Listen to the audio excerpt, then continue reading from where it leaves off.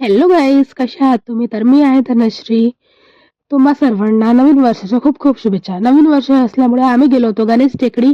तिथे गेल्यानंतर असं कळालं की थोडंसं ब्लॉक तर घेतलंच पाहिजे. पहिला वर्ष आहे, नवीन सुरुवात करायला तर हवीच. आम्ही गेलो तिथे आणि कळलं की आम्हाला तिथे भयंकर भरपूर गर्दी आहे.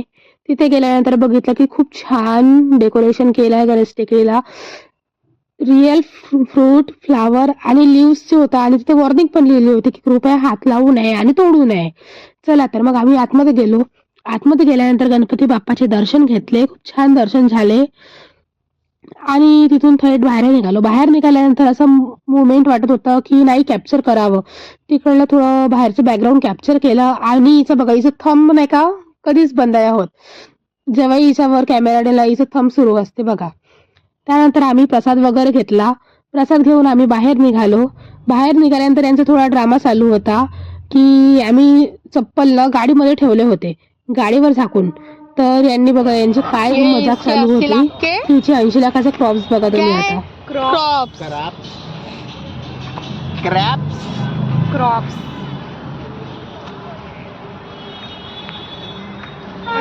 आम्ही इथून बाहेर निघालो आणि बाहेर बघायला थोडा ट्रॅफिक जाम होता.